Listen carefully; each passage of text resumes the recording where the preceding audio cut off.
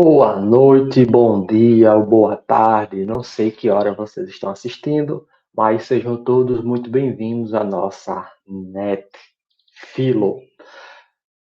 Turma, espero que vocês estejam assistindo essa aula antes da atividade presencial. Aqueles que estão assistindo agora, você que está assistindo agora, depois da aula presencial, da atividade, sinta a sua orelha sendo puxada. E olha quem está te observando aqui, ó. Sofos continua te observando, viu? Então, vamos lá. Falando sério agora, a nossa primeira aula presencial foi uma breve história da filosofia política, na qual a gente falou sobre o que é poder político, um pouco de Aristóteles e um pouco de Maquiavel. Hoje a gente vai dar continuidade à nossa segunda parte, falando agora de Estado-natureza, contrato social, em dois filósofos, Thomas Hobbes e Jean-Jacques Rousseau, certo? Então, mais uma vez, na próxima aula presencial, na nossa segunda aula presencial, a gente vai fazer uma atividade referente a esta aula, na qual eu estarei presente para esclarecer dúvidas sobre esta aula que está sendo gravada, fazer a atividade e explicar coisas que porventura não fiquem claro agora, certo? Então, vamos lá. Então, como eu disse para vocês, vamos falar agora sobre Estado de Natureza, Contrato Social, Thomas Hobbes e Jean-Jacques Rousseau. Vamos começar por filósofo Thomas Hobbes. Ele faz a seguinte questão: se não houvesse leis, polícia e juiz, ou o poder judiciário, que a gente vai estar mais para frente, mas vocês devem saber, né, que é os juízes que julgam, como é que seria o mundo? Como seria o mundo se não houvesse ordem, no sentido de alguém te rouba hoje, tu chama a polícia. Alguém mata alguém hoje, a gente aciona a justiça, né, para que a justiça julgue essa pessoa. Como é que seria o mundo se não houvesse nada disso? Seria um mundo melhor do que é, ou pior do que é, ou seria um mundo igual? Leis, polícia, judiciário não fazem diferença.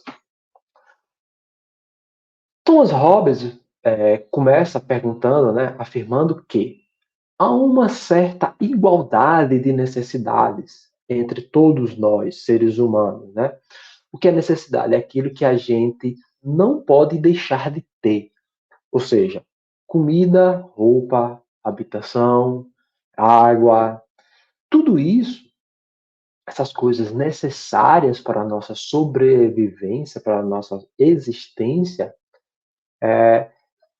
a gente precisa de forma bem parecida. A quantidade de comida que eu preciso é basicamente a mesma que você precisa. É basicamente a que o seu pai, sua mãe, seu tio, seu avô precisa, certo? Uns precisam um pouco mais, um pouco menos, mas na média fica bem equilibrado essas necessidades. O segundo ponto que Hobbes vai dizer que, no entanto, esses bens que são necessários para a nossa sobrevivência, eles são escassos. O que significa isso? Que eles não existem em abundância, que eles são poucos, que não tem tudo para todo mundo do jeito que todo mundo gostaria que tivesse. Então, quando a gente soma essas duas coisas, o que a gente já consegue imaginar do que sairá daí? Além do mais, diz Thomas Hobbes que há uma certa igualdade de poderes nos seres humanos. Ou seja, que a minha força bruta não é tão diferente da força bruta de um de vocês. E mesmo que seja, continua ele dizendo, né? Uma pessoa forte não é páreo para 5 menos fortes. De tal forma que os poderes se tornam equivalentes. Eu, talvez, possa ser mais forte do que um de vocês. Mas, com certeza, não serei mais forte do que 5, 6, 10 ou a turma toda se vier para cima dele. Certo? Então, de certa forma, a igualdade dos poderes estão equivalentes. Então, aonde que a gente chega aí? Quando a gente tem as mesmas necessidades, os bens não tem para todos, e a gente tem basicamente a mesma força, o mesmo poder. Alguns de vocês devem dizer, professor, mas a gente é altruísta. O que é o altruísmo, né? Para quem não sabe, é o oposto do egoísmo. O que é o egoísmo? Aquilo que diz eu primeiro, eu segundo e eu terceiro. Eu sempre me coloco na frente dos outros, só penso em mim. O altruísmo é o oposto, é eu pensar nos outros, dar prioridade também aos outros. Ver que não apenas eu tenho importância, mas os outros também têm. Hobbes diz que a gente é um pouco altruísta, mas altruísmo é bem limitado. Limitado de não ser, de nem todo mundo ser assim, e aqueles que são, diz ele, quando os interesses da gente forem conflitantes com os interesses do outro, a gente vai terminar por exigir que os nossos interesses prevaleçam, que a gente ganhe, que a gente fique com aquele bem que a gente necessita, certo? Então, mesmo que eu queira o bem do outro, quando o outro também quiser aquele bem e não houver para todos, eu vou exigir o meu. Então, qual é o resultado desta equação, no qual há uma certa igualdade de necessidades, os bens não existem para todos, a gente tem basicamente a mesma força e o nosso altruísmo é bastante limitado. Diz o Thomas Hobbes que o resultado é um estado de guerra de todos contra todos.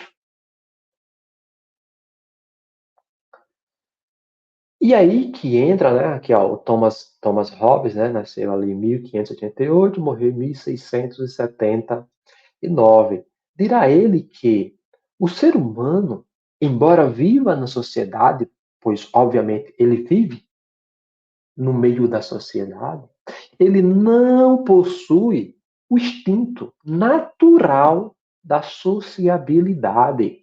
A gente vive na sociedade, mas a gente não é um ser social. Quem Thomas Hobbes está criticando? Quem lembra da aula lá, da primeira aula? É óbvio que ele está criticando o Aristóteles. Muito bem, para quem lembrou do Aristóteles, que diz o homem é por natureza um ser social. Hobbes está dizendo, não, a gente vive na sociedade, mas a gente não é um ser social. Ele vai dizer que cada indivíduo, eu, você, seu pai, seu tio, seu irmão, seu primo, seu namorado, sua namorada, no estado de natureza, o que é o estado de natureza? É uma hipótese que tanto ele como o Rousseau, assim como o John Locke, que a gente não vai ver, pressuporam de que houve um tempo que não havia leis, não havia Estado, não havia governo, não havia poder político. Ou seja, o estado de natureza é aquele estado no qual é cada um por si, que não tem a quem recorrer. Não existe polícia para chamar, não existe judiciário para recorrer, não existe uma entidade superior a cada indivíduo. Se alguém me fez algo, o máximo que eu posso fazer é reunir um grupo para tomar satisfações. Se eu ainda estiver vivo, né? Se essa pessoa me matar, o que pode fazer é o meu grupo tentar revidar isso.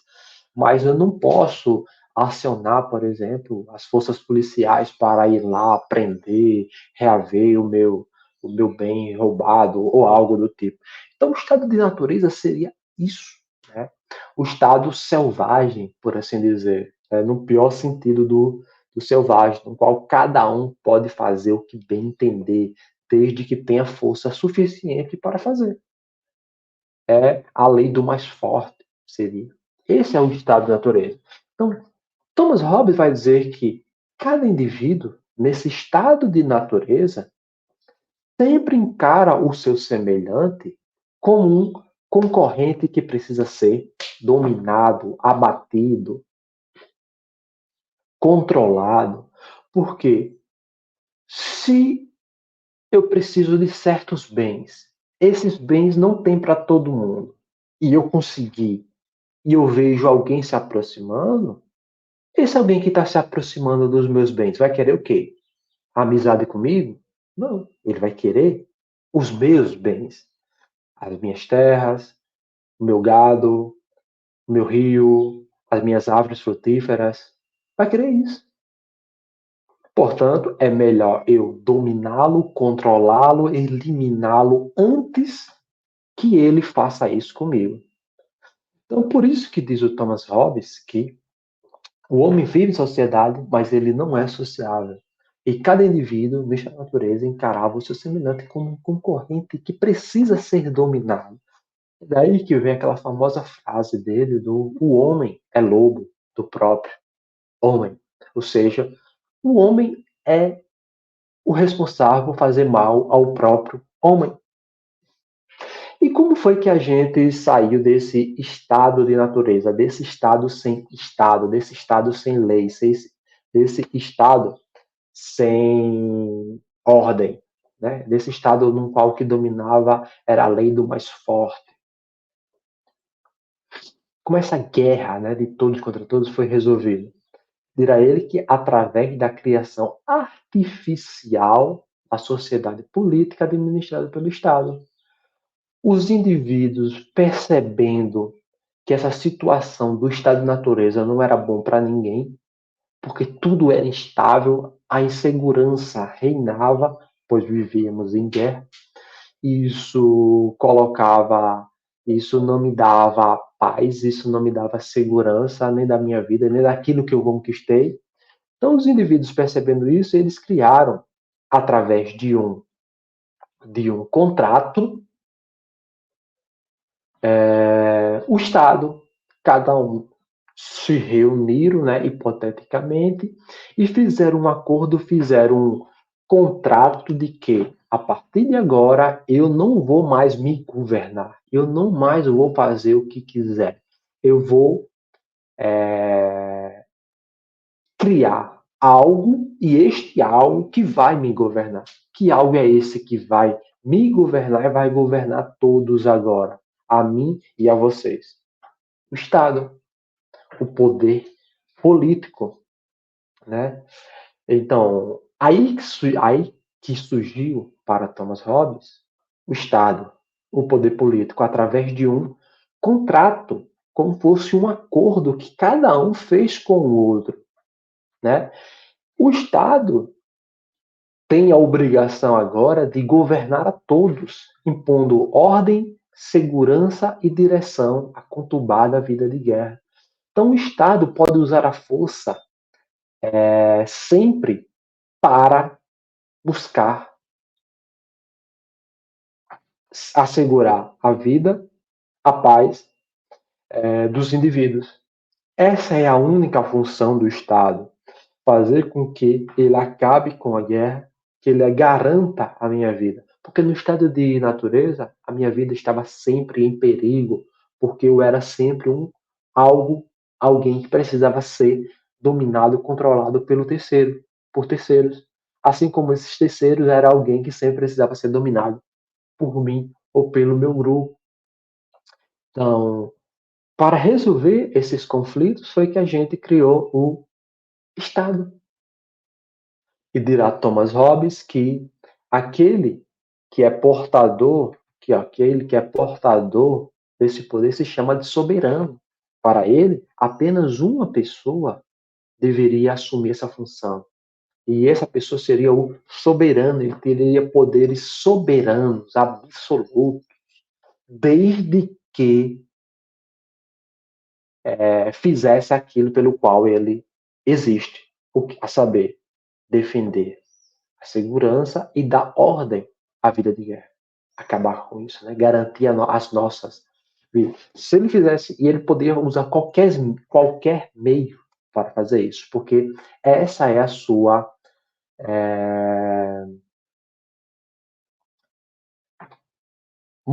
Esse é o seu motivo de existir. Dúvidas? perguntas, questionamentos. Se tiver, ó, anota aí os questionamentos, as dúvidas e me faz lá na sala de aula, certo? Então, esse é o Thomas Hobbes. Vamos falar agora um pouco sobre o Rousseau. Jean-Jacques Rousseau, nasceu um pouco depois do Hobbes, né, 1700.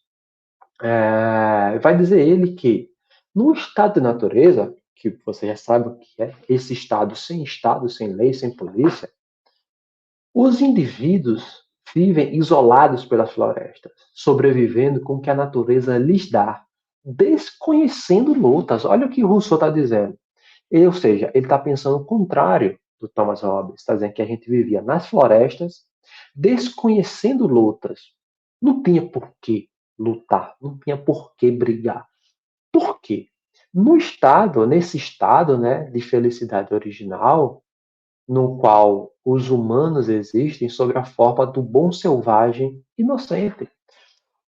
Por que o Rousseau pensa de forma tão diametralmente oposta nesse ponto a Thomas Hobbes? Por que pensa ele? Vamos pensar aqui. O mundo é pequeno ou grande? Claro que é enormemente grande. Sobretudo quando a gente volta para o passado, no qual havia bem menos seres humanos do que existem hoje. Então, de tal forma que existia terra suficiente para todos nós. Existia recursos naturais suficientes para todos nós. De tal forma que não tinha para quê ou por que brigar. Não tinha por que ou para que lutar. Não tinha por que ou para que entrar em guerra. A gente vivia como bons selvagens. Né? A gente pode fazer um paralelo com os indígenas, com as tribos indígenas, por exemplo, quando os portugueses chegaram ao Brasil. Os indígenas, porventura, eram selvagens no sentido de que dominaram eles, porque estavam, obviamente, em maioria. E mesmo assim, não. Né? Não obtiveram êxito, né? Por assim dizer. Enfim, se o mundo é grande o suficiente e existem poucos seres humanos, então existe tudo para todos. Portanto, a gente vivia como um bom selvagem. Tal estado, mas se isso é verdade, né? Se o mundo era grande, se a gente desconhecia lutas, pois éramos bons selvagens, como foi que isso mudou? Diz Rousseau, aí foi quando alguém, um esperto, cercou um desses terrenos e disse: esse terreno aqui, com o rio, com as árvores, com os peixes, com os bois, com as galinhas, com os bodes, com os patos, este é meu e ninguém mais pode entrar aqui. Ou seja, quando se criou a propriedade privada, aí sim começou a surgir os conflitos, as guerras, as batalhas. Pois daí dá origem à desigualdade. Pois eu cerquei uma área mais do que eu preciso, mais do que eu necessito, na qual essa área era repleta de recursos naturais. Sobrou uma, mas essa não é tão grande assim. E eu fui lá e corri também para cercar que essa era minha. E foi outro alguém lá, cercou e disse que era dele. E assim sucessivamente, até que ficou alguém ou alguns grupos que ficaram sem nada ou com muito pouco, insuficiente para a sua subsistência. E aí sim, com essa desigualdade surgem os conflitos, certo? Então essa é a primeira diferença entre o Thomas Hobbes e o Rousseau.